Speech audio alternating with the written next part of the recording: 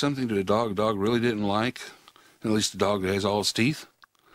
I think the problem here is that we are talking about domestic species. And the very definition of a domestic species is that they are under our control.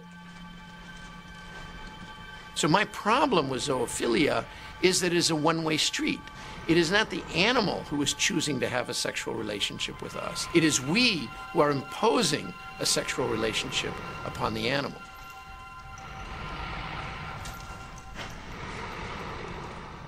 There is no doubt that they are into the moment if one understands how horses react. I mean, sex is pretty straightforward, folks.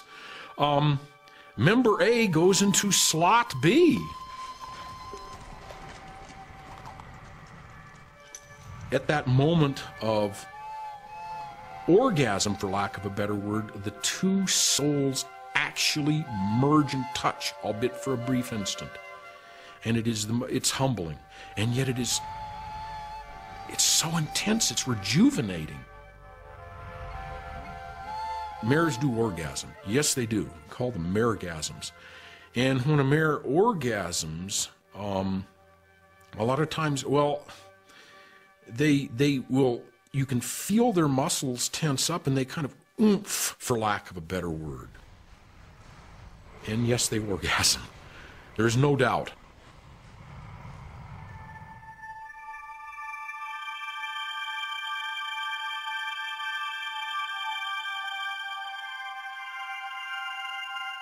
Nobody asks animals whether they want to work for us, serve as foods for us in a restaurant or at home. Nobody asks the animal anything. People just take animals for granted. But when it comes to having sex with animals, all of a sudden people start feeling very uncomfortable about this and say, this is abuse.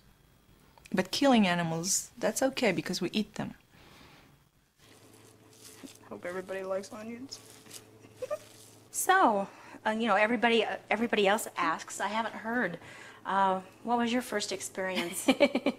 Well, actually, it was kind of interesting. I was house sitting for somebody, watching their dog and their birds and their fish and stuff. Mm-hmm. I was maybe 10, 11 years old. I don't quite remember. So I went skinny dipping. And one day I bent over to test the water. You know how you do. Just bend over yes, and put your hand it's in nice water. to know how cold it is. Yes, and, well, their dog kind of snuck up behind me and stuck his nose between my legs. Needless to say, I was a little bit surprised, but I was like, that feels good. But then he decided he wanted a little more, so he jumped on. And at that point, I learned what it was to lose your virginity.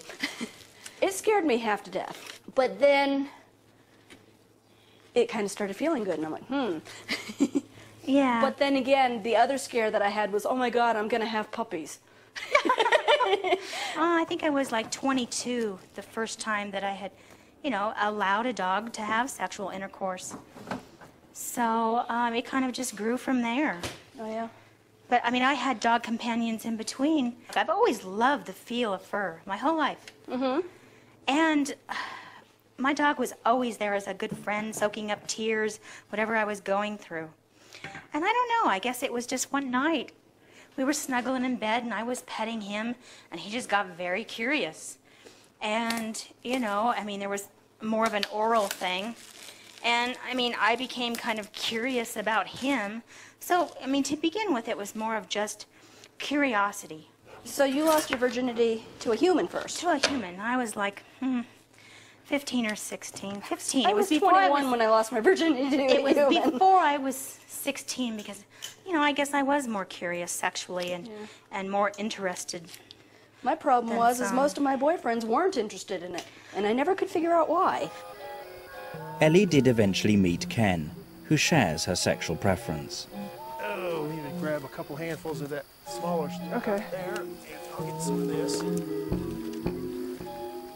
I was technically a virgin until I was 29 years old. I was a zoophile up until then, and I just basically didn't have much interest in other members of my own species as far as a life bond or anything. But when I met Ellie here, we clicked. It was the one person that I felt within a week, probably, after I met her, we were meant to be together. There you go. Come sit over here. Ken and Ellie met through a zoo friend on the internet. After a few weeks, they arranged their first date.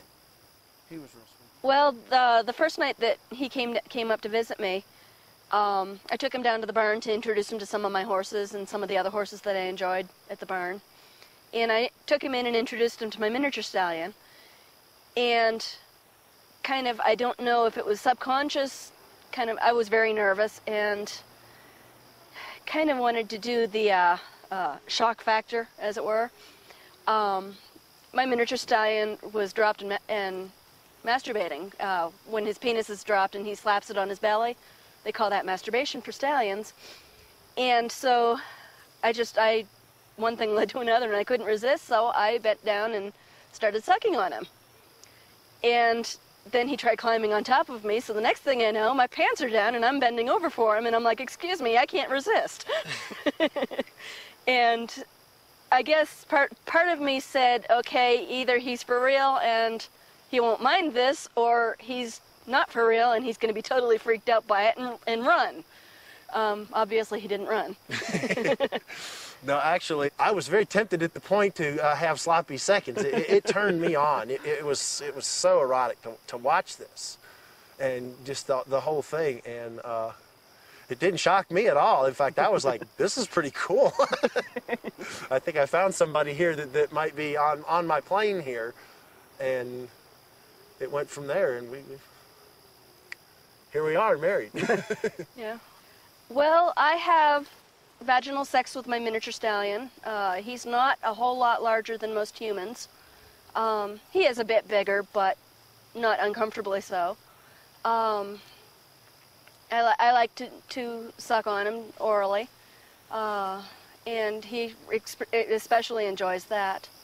I have anal sex with the miniature stallion. He penetrates me, and it's pleasurable, but it's not real intense. It's like I said, the pleasure that I get from it is more from knowing how much he enjoys having sex with me.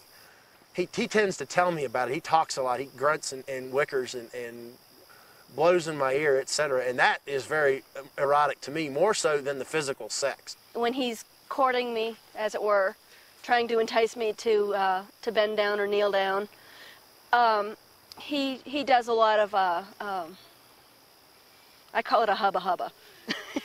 He just kind of goes and makes this little hubba hubba noise to me. And then once he's in, I mean, for every stroke that he does, he makes this big grunting noise. And then when he orgasms, he makes an even bigger grunting noise.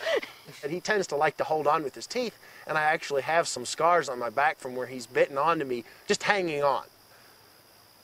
They do the same thing with mares when they have sex, and only mares have fur to hang on.